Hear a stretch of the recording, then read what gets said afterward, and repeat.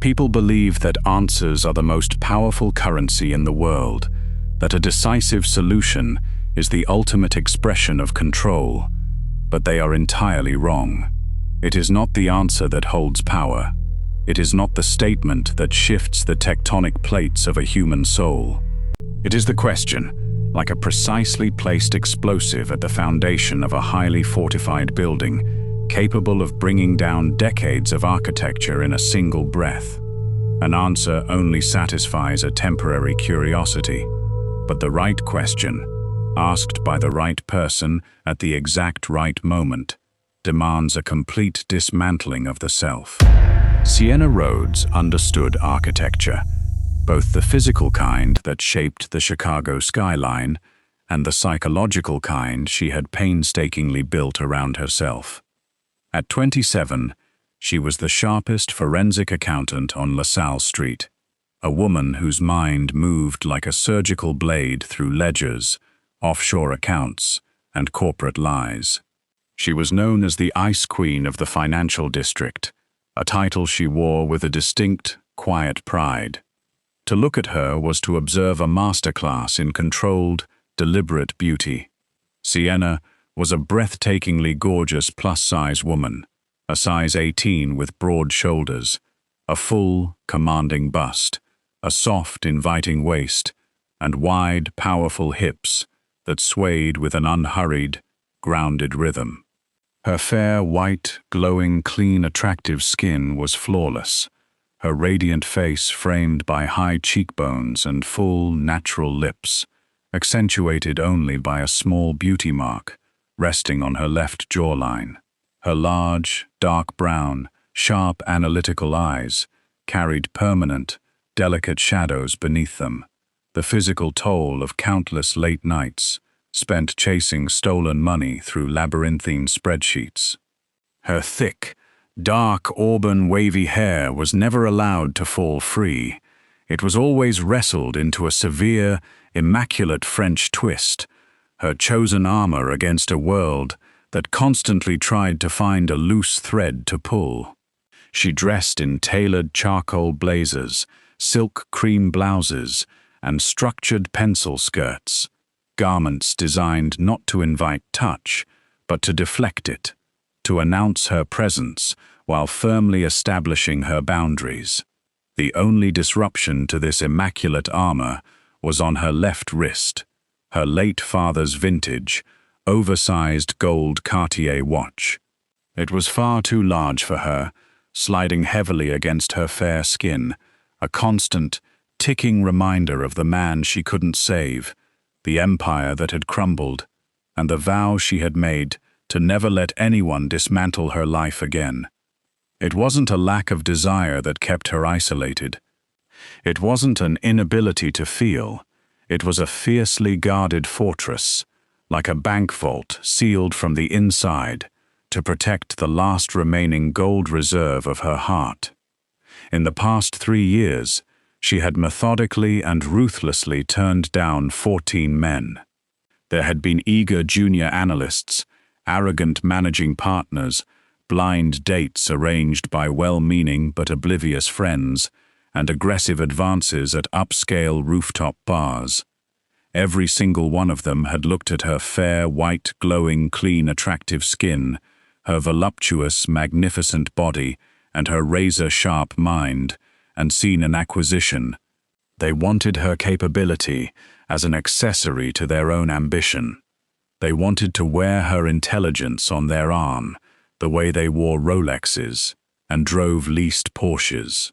Derek Ashworth, the slick, calculating senior partner at her firm, was the current and most persistent architect of her annoyance.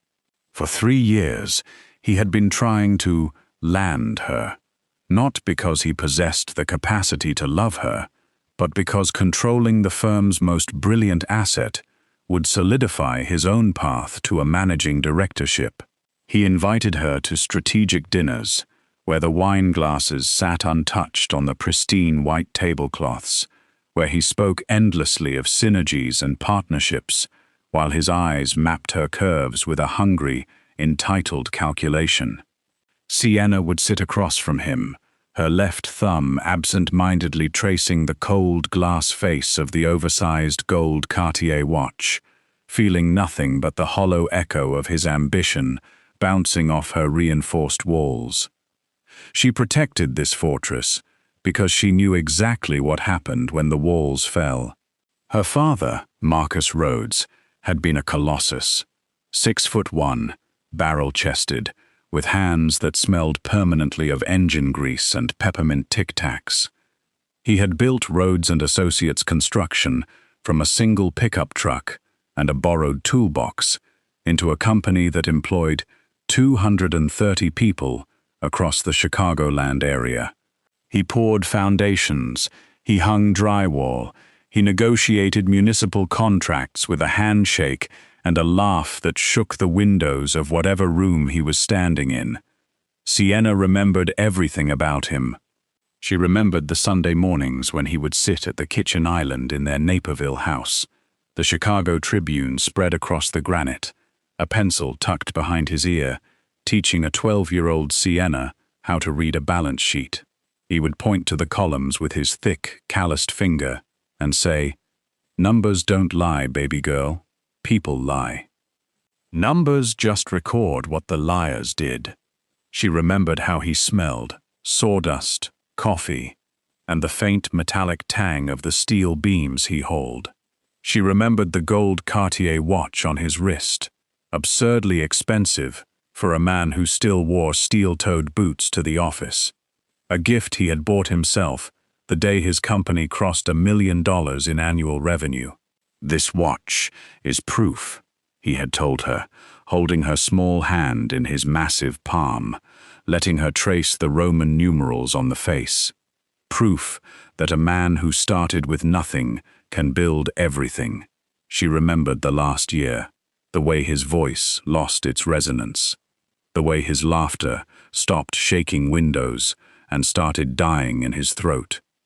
His business partner, a man named Gerald Whitmore, a man who had been Marcus's best friend for 20 years, who had been the best man at her parents' wedding, who had held baby Sienna in the hospital, had been quietly siphoning $4 million out of the company through a web of shell invoices and phantom subcontractors.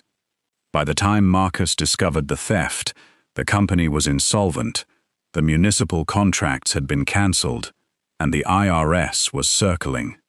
Gerald vanished to a beach house in Costa Rica. Marcus sat in his study at 2 in the morning, staring at the ledgers he had trusted Gerald to maintain, and suffered a massive cardiac arrest.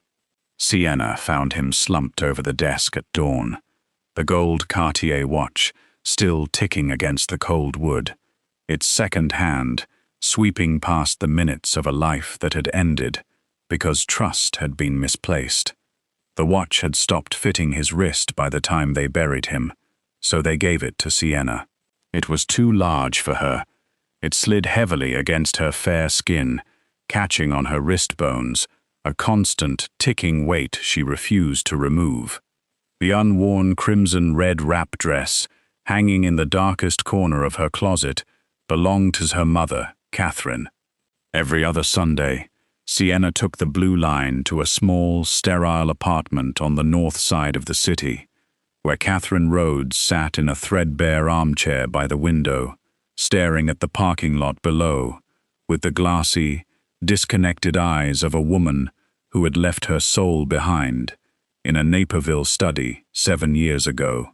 Sienna would bring groceries, the specific brand of Earl Grey tea her mother used to drink, the Italian bread from the bakery on Clark Street, the lavender soap that reminded Catherine of the master bathroom she would never see again. She would put the groceries away in the empty, too-clean kitchen, heat a pot of water, and sit on the ottoman beside her mother's chair, holding the older woman's thin, cold hands. "Did you eat today, Mum?" Sienna would ask, her voice gentle, stripped of all professional armor. Catherine would nod. Sometimes. Other times, she would just stare at the window. Once, 3 months ago, she had turned to Sienna and whispered, with a devastating, Hollow lucidity. Your father trusted the wrong person, Sienna. Don't do that. Don't ever do that. Sienna carried those words like a second watch on her wrist, invisible but heavier than gold. The betrayal had left her mother a shattered, empty shell, and it had forged Sienna into a weapon of financial retribution. She swore on her father's grave that no man would ever control her finances, her time, or her trust again. She would be the one who found the hidden money. She would be the one who uncovered the fraud. She would never, ever be the victim left holding a handful of worthless ledger pages. She preferred the empty chairs at restaurants, the quiet ticking of the watch on her nightstand in the dark, the absolute, unyielding certainty of her own solitude. Every morning, Sienna walked the 6 blocks from her Streeterville apartment to the gleaming marble lobby of Alderman and Cross Financial. She walked with her chin raised, her briefcase gripped in her left hand, the gold watch catching the early light, her heels striking the pavement with the metronomic precision of a woman who had long ago decided that the entire city could think whatever it wanted. They called her the Ice Queen of LaSalle Street. She had overheard it first in the break room, whispered over styrofoam cups of bad coffee by junior analysts who mistook her self-possession for cruelty. The name had spread like a slow frost across the firm. Then the district, then the broader network of Chicago financial professionals who traded gossip the way they traded derivatives, compulsively and without regard for accuracy. Sienna didn't mind the name. In fact, she wore it the way she wore the French twist, deliberately, as another layer of insulation between herself and a world that had proven, with devastating empirical evidence, that warmth was a vulnerability she could not afford.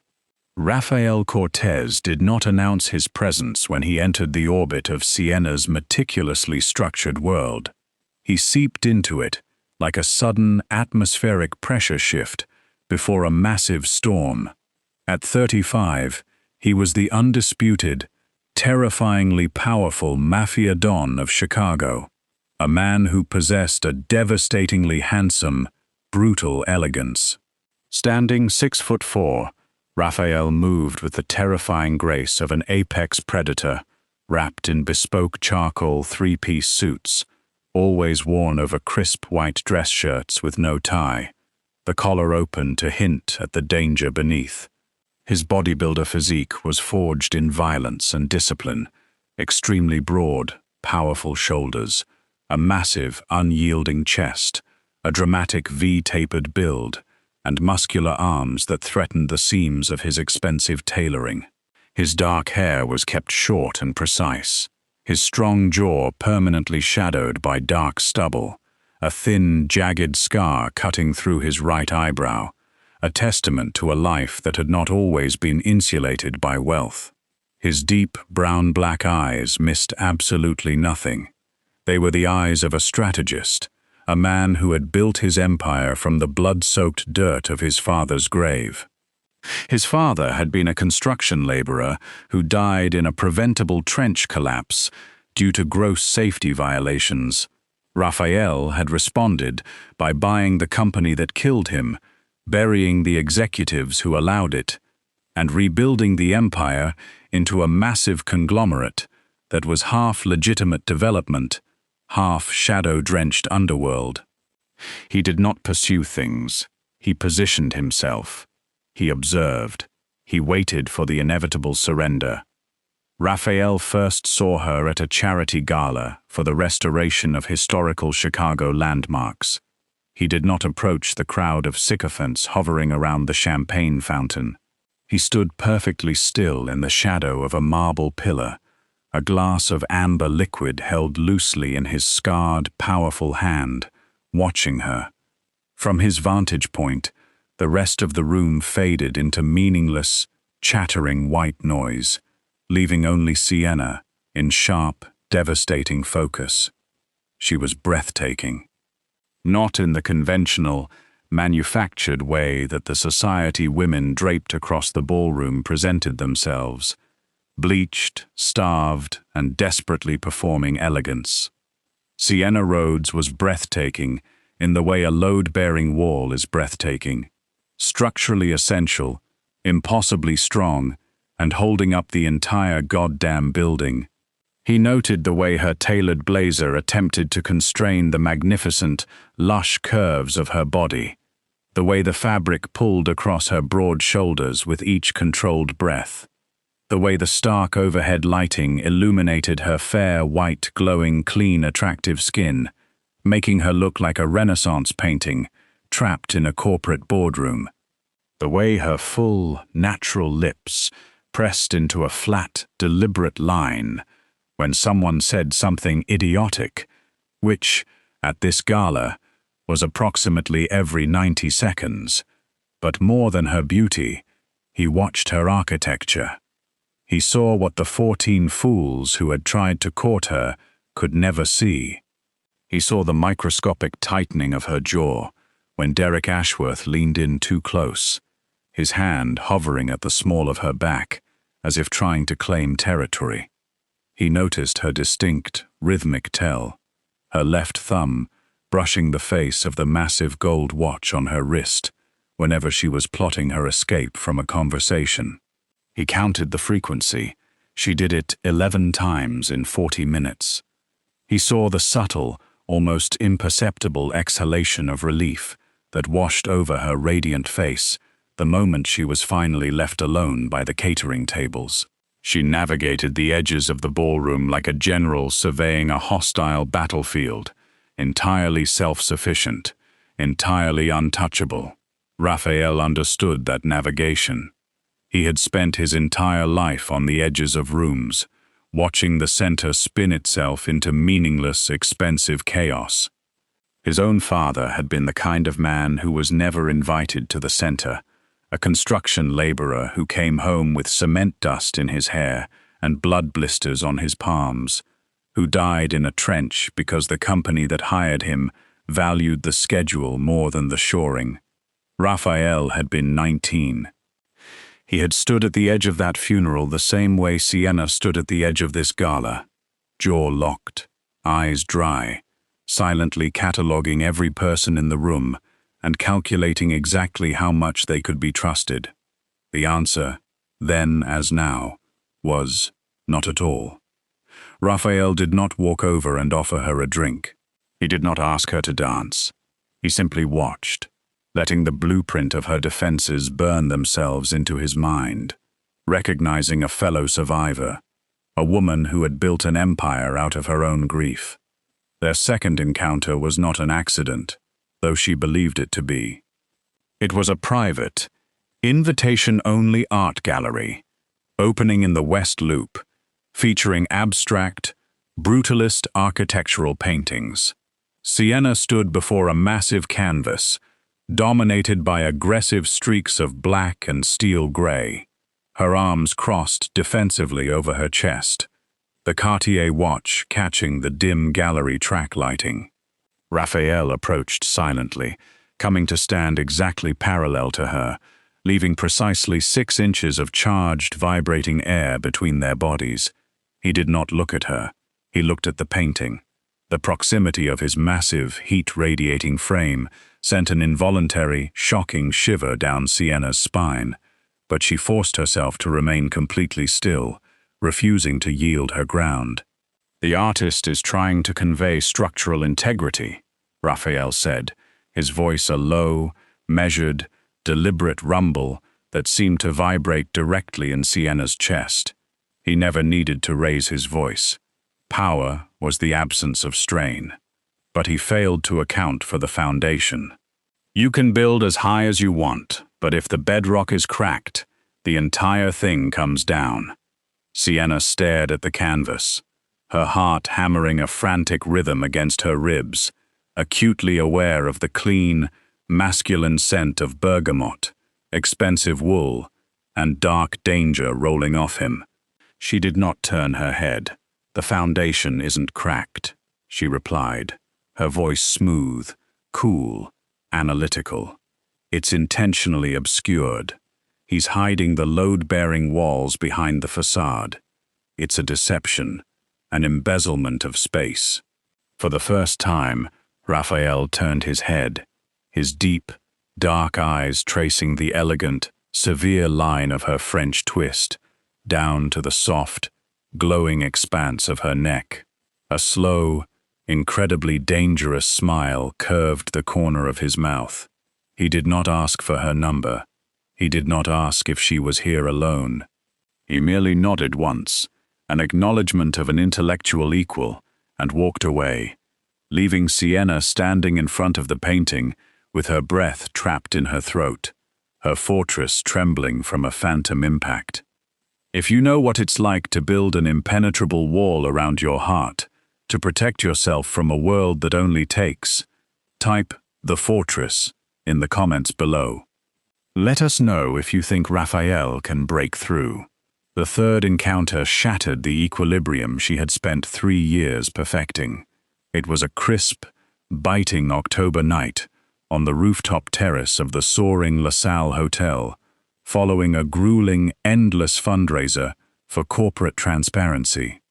Sienna had retreated to the farthest corner of the balcony, desperate for the freezing wind to clear the cloying scent of expensive perfume and cheap ambition from her lungs. She stood gripping the icy stone balustrade, looking out over the glittering grid of the city, her thumb dragging repeatedly across the glass of her father's watch. The sudden warmth at her back was the only warning she received before Rafael Cortez stepped up beside her. He was wearing his charcoal 3-piece suit, the wind catching the dark hair at his temples. His presence so massive and overwhelming, it seemed to command the very oxygen in the atmosphere. This time, there was no painting to buffer the intensity. There was only the dizzying drop to the streets below and the suffocating, terrifying intimacy of his gaze, locked entirely on her face. 14 men in 3 years, Raphael stated, his low voice slicing cleanly through the howling wind. It wasn't a question. It was a forensic accounting of her romantic history, delivered with chilling precision. 14 men who came to you with their resumes, their portfolios, their arrogant assumptions that you were an empty space waiting for them to occupy it. They asked you to shrink your intellect. They asked you to fit neatly into the architecture of their lives. Sienna's breath hitched, her large, dark brown eyes snapping up to meet his intense, calculating stare. Her mind raced, her forensic instincts screaming at the sheer, terrifying amount of information this man had compiled on her. "Have you been having me investigated, Mr. Cortez?" she asked, her voice laced with a defensive frost, her chin lifting in defiance. Raphael did not flinch at her icy tone. He took a single, deliberate half-step closer, entirely invading her personal space, enveloping her in his commanding heat. "I don't need an investigator to see what is plainly visible to a man who knows what to look for, Sienna. Every man in this city comes to you with a list of what he can give you. They want your brilliance to balance their books, your beauty to decorate their tables, but none of them ask what you are protecting." He paused, letting the silence stretch between them, taut and vibrating, like a wire pulled to the breaking point. Slowly, with an excruciating, deliberate gentleness that contradicted every brutal rumor attached to his name, Raphael lifted his large, heavily scarred hand. He did not reach for her waist. He did not reach for her fair, white, glowing, clean, attractive skin. He reached for her left wrist, his massive hand completely covering the oversized gold Cartier watch. The warmth of his palm seeped through the cold metal, sinking directly into her pulse point. It was their first touch, and it was seismic. Sienna froze, completely paralyzed by the profound, devastating realization that he had identified the exact anchor of her grief. She didn't pull away. "Tell me, Sienna," Raphael murmured, his dark eyes burning into hers, dismantling her brick by agonizing brick. If you drive away every man, if you are left completely alone in that immaculate, untouchable fortress of yours, what is the life you are guarding so fiercely? If no one is watching, if there is no one left to steal from you, what do you actually want? It wasn't a pickup line. It wasn't a manipulation. It was a profound, terrifying recognition, like stepping off a ledge and finding solid ground suspended in the air. The question bypassed her intellect, bypassed her armor, and struck the very core of her suppressed desires. For the first time in 3 years, Sienna Rhodes had no answer. She merely stood there on the rooftop, her pulse thrashing wildly beneath his scarred hand, the Ice Queen melting under the focused, searing heat of a man who actually saw her. The architecture of their relationship over the next 2 months was built slowly, deliberately, and with an agonizingly beautiful restraint. Raphael did not bombard her with flowers or meaningless dinners. He brought her to his world. He took her to the skeletal frameworks of his massive, legitimate construction sites at dawn, unrolling heavy blueprints across makeshift plywood tables. He asked for her forensic expertise, treating her mind with a deep, reverent respect that no other man had ever shown her. He had her audit the supply chains of his concrete providers, watching with dark, simmering pride as her brilliant mind tore through falsified invoices and uncovered kickback schemes that his own men had missed. They would sit for hours in his cavernous, shadowy office, side by side, her fair, white, glowing, clean, attractive skin illuminated by the harsh desk lamp, his massive shoulder brushing hers as they pored over the numbers. He was proving to her, action by action, that he did not want to control her capability. He wanted to partner with it. He demanded her strength, not her submission. The shift culminated on a Friday evening in late November. Raphael had invited her to dinner, not a business dinner, not a strategic meeting, but a private reservation at a secluded, incredibly exclusive Italian restaurant he owned. For 3 hours, Sienna stared into her closet, her eyes locked on the darkest corner. The crimson dress hung there like a question she had been avoiding for 7 years. She reached out with trembling hands and pulled it from its hanger, the silk whispering against the wooden bar with a sound that felt impossibly loud in the silent bedroom. It was her mother's dress, untouched since the funeral, a garment of vibrant, unapologetic life and vulnerability.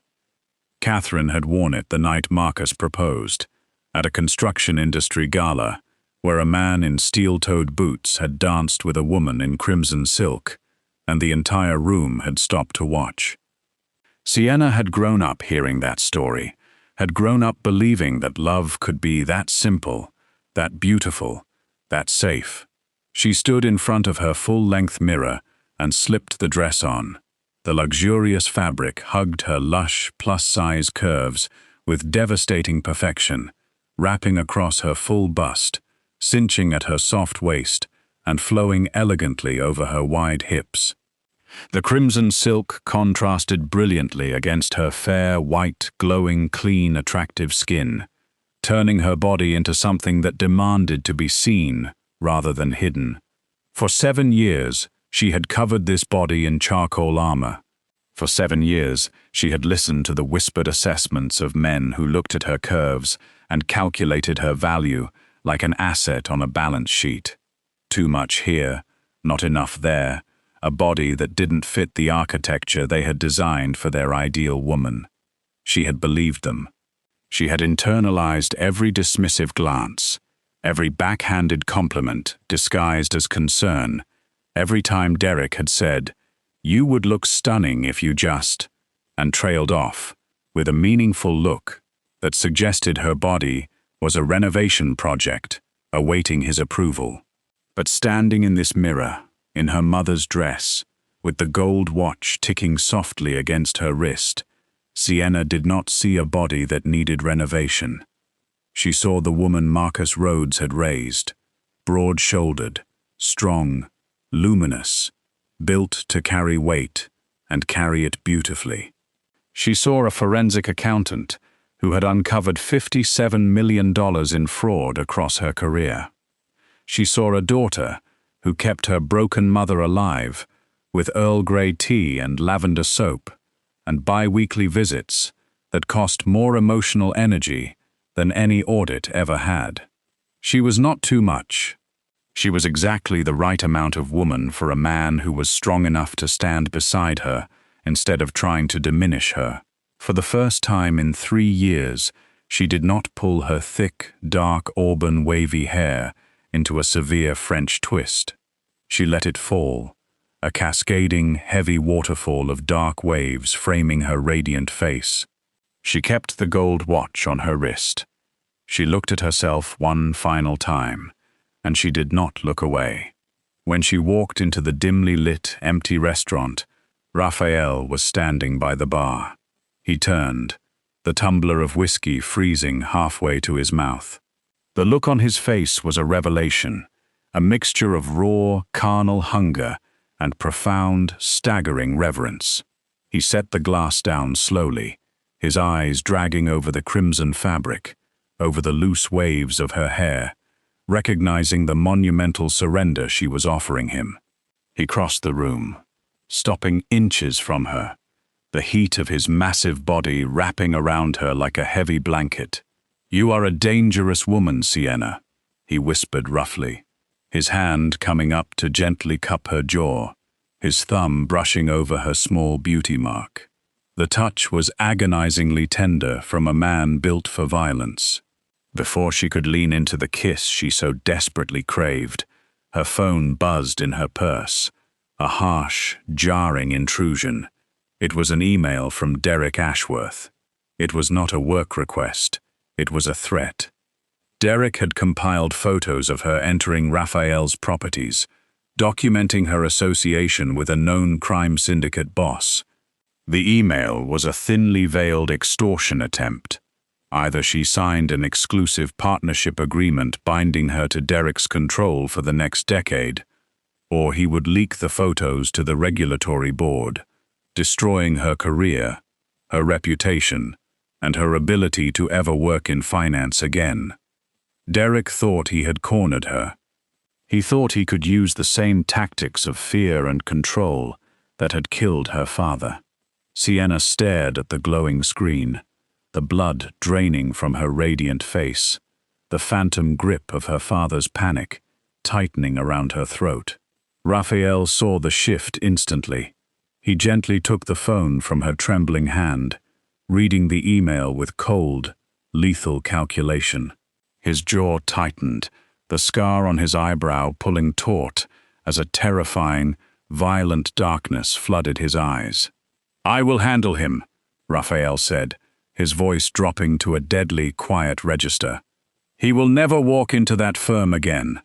"No," Sienna said, her voice shaking, but rapidly solidifying into absolute, frozen steel. She reached out and took the phone back, her dark brown eyes burning with a sudden, ferocious fire. "You asked me what I wanted, Raphael. You asked me what I was protecting. I am protecting my right to destroy the men who try to take what is mine. He is not yours to handle. He is my problem, and I am going to ruin him." If you love seeing a heroine use her own brilliance to destroy her enemies, instead of waiting to be rescued, type the answer in the comments. Hit that like button and let us know how satisfying this revenge is going to be. Sienna did not sleep for the next 72 hours. She did not hide, and she did not panic. She went to war. The first night, she sat at her home office desk, a sleek, glass-topped surface she had bought with her first bonus, surrounded by 3 monitors and a printer that hummed through the dark hours like a heartbeat, and pulled up every financial record she could access on Derek Ashworth's client accounts. Using every ounce of her forensic brilliance, She bypassed the firm's standard firewalls and dove straight into the darkest, most heavily encrypted corners of Derek's personal and professional accounts. She worked the way her father had taught her to read ledgers, line by line, number by number, letting the discrepancies tell their own story. And the story they told was devastating. What she found was not merely arrogance. It was a staggering, systemic rot. Derek had been quietly embezzling funds from the firm's largest trust clients for over 3 years, funneling the money through a labyrinth of shell companies, 3 of them registered in the Cayman Islands, 2 in Delaware, 1 in a Luxembourg holding structure that was so elegant in its construction that Sienna almost admired it before the rage obliterated the admiration. The methodology was the exact same as Gerald Whitmore's: phantom subcontractors, inflated invoices for services never rendered, payments routed through accounts that existed only on paper, in jurisdictions chosen specifically for their opacity. It was the same arrogant, meticulous, sloppy crime that had destroyed her father. Sienna's hands trembled on the keyboard, not from fear, from recognition. She had been training for this moment since she was 12 years old, sitting at a kitchen island in Naperville, learning to read the language of stolen money. Every late night at the office, every forensic audit she had performed for clients who would never know her name, every spreadsheet she had dissected until her vision blurred, it had all been preparation for this. The universe had given her the exact weapon she needed to destroy the exact predator she had been born to fight. She meticulously built the case over 3 sleepless nights. She traced every cent through every shell, cross-referenced IP addresses from login timestamps to Derek's personal devices, matched wire transfer dates to his calendar entries, and compiled a digital ironclad guillotine that no defense attorney on earth could dismantle. She printed every page. She bound them in thick, heavy leather folders. She placed them in her briefcase with the care of a surgeon preparing instruments. On the 3rd morning, she stood in her bathroom mirror, her eyes shadowed but blazing, her fair, white, glowing, clean, attractive skin, pale from exhaustion, but luminous with purpose. She did not reach for her charcoal blazer. She opened her closet and pulled out a tailored crimson blazer she had bought 3 weeks ago, the exact shade of her mother's dress. She put it on over a crisp white blouse. She let her dark auburn wavy hair fall in soft, confident waves over her broad shoulders. She looked at the gold watch on her wrist. "I found where the money hides, Dad," she whispered to the ticking second hand. "Just like you taught me." The following Tuesday, the senior partners held their quarterly board meeting in the glass-walled conference room overlooking the Chicago River. The room smelled of fresh coffee, expensive cologne, and the peculiar, sour tension of corporate politics. Derek sat at the head of the long mahogany table, wearing his smug navy suit and his expensive, unearned watch, projecting the aura of a man who believed he had already won. He had already drafted the partnership agreement that would bind Sienna to his control. He had already rehearsed the speech he would give when she inevitably signed, the magnanimous tone he would use, the way he would place his hand on her shoulder and call her our most valuable asset. He was thinking about all of this when Sienna walked into the room. She carried a single, heavy leather briefcase. She was not wearing her armor today. The crimson blazer blazed against her fair, white, glowing skin like a signal fire. Her dark hair fell in soft, powerful waves.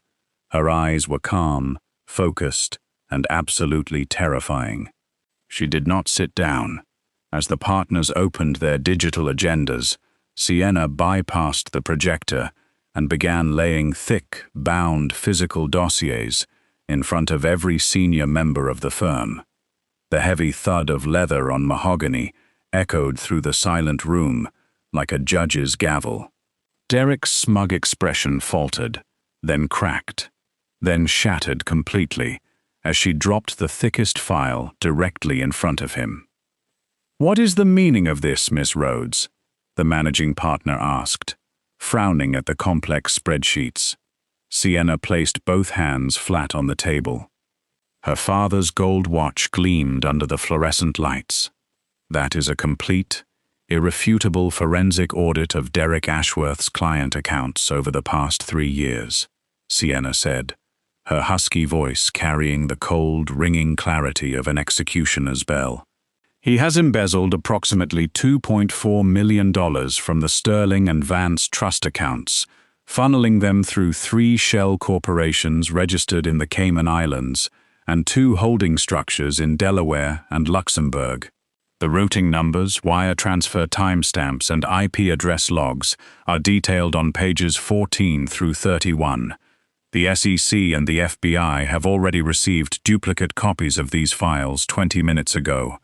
The authorities are currently waiting in the lobby." The silence that followed was absolute. Not the comfortable silence of a pause in conversation, but the suffocating, annihilating silence of a detonation, the half-second between the flash and the shockwave. Then the room erupted. The managing partner's coffee cup hit the floor. 3 partners began shouting simultaneously. Phones appeared. Lawyers were summoned with frantic, whispered calls, and Derek Ashworth, Derek, who had spent 3 years trying to acquire Sienna Rhodes the way he acquired golf memberships and German sedans, leaped to his feet, his face entirely devoid of color, his manicured hands trembling as he stared at the meticulous, damning evidence of his own destruction. He looked at Sienna, his eyes wide with the realization that he had vastly, fatally underestimated the woman he had tried to conquer. You bitch!" he hissed, stepping forward, his voice cracking. He didn't make it 2 steps. The heavy glass doors of the conference room swung open, and Rafael Cortez stepped inside. He had not been invited, but no security guard in the building possessed the courage or the physical capability to stop a man who looked like he had been carved from the same stone as the building's foundation. He stood in the doorway, his massive frame blocking the only exit, his arms crossed over his enormous chest, his charcoal suit jacket straining across his broad shoulders. His deep, dark eyes locked onto Derek, with a gaze that carried no anger, no theatricality, only the calm, absolute promise of annihilation if the man took another step towards Sienna. But Raphael did not intervene. He did not speak. He did not need to. He simply stood there, a dark guardian statue, watching with fierce, overwhelming pride as the authorities entered behind him. 2 FBI field agents and a U.S. attorney, all of whom carefully navigated around Raphael's imposing frame and placed handcuffs on Derek Ashworth's wrists. Derek sobbed. He begged. He invoked the names of partners, of clients, of connections. None of it mattered. They led him out through the marble lobby, past the reception desk where he had once leaned and flirted with assistants, past the elevator bank, where he had cornered Sienna a dozen times with his strategic dinner invitations, and into the back of a federal vehicle. Silence fell heavily over the remaining partners. Sienna stood at the head of the table, her hands resting flat on the mahogany, the heavy gold watch gleaming on her wrist, fully claiming the power she had earned. She was no longer just the best analyst. She was the most dangerous force in the room. And she had done it herself.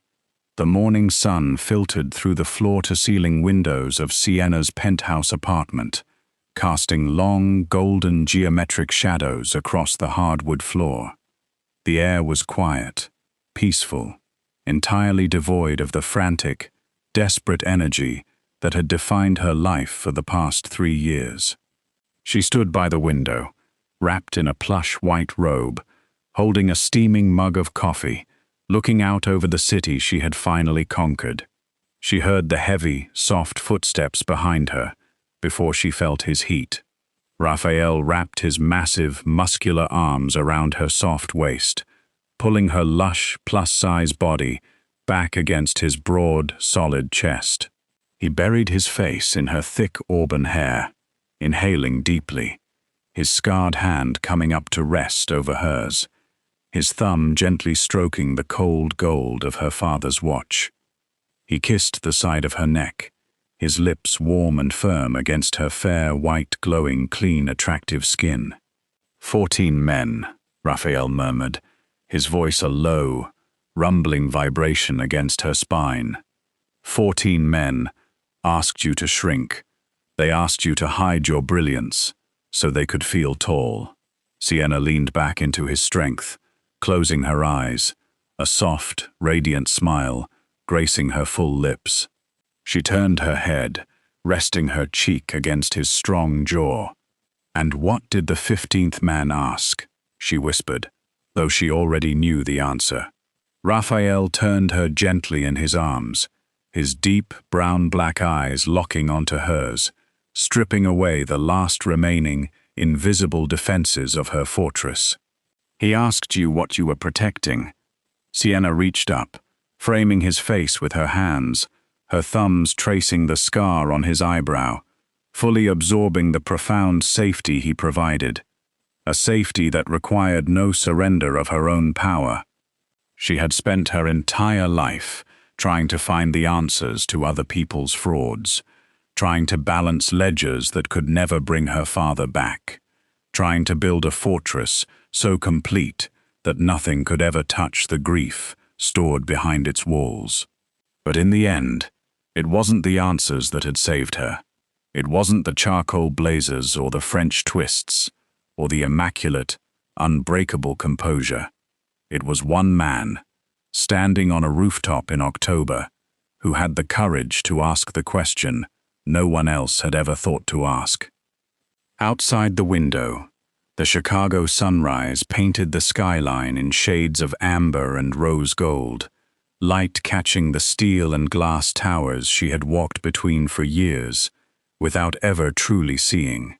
The gold Cartier watch ticked softly on her wrist, her father's watch, his proof, his legacy. But it was no longer a monument to grief, it was a compass. It had led her here, to this morning, this warmth, this man whose scarred hands held her like she was the most structurally sound thing he had ever built. "What I was protecting," Sienna answered softly, her voice thick with emotion and absolute certainty, "was the right to choose the man who would stand beside me when I burned the city down. And I choose this. I choose you." Raphael pressed his forehead against hers, his breath warm on her lips, his massive arms tightening around her waist with a tenderness that no boardroom, no balance sheet, and no enemy would ever be able to quantify. 14 men had asked her to shrink. One man had asked her to build. It is not the answer that holds power.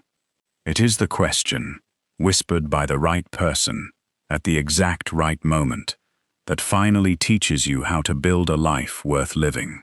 If you've ever been called too much for knowing your worth, type the question in the comments. Where are you watching from tonight? Like and subscribe for more dark romance audio stories.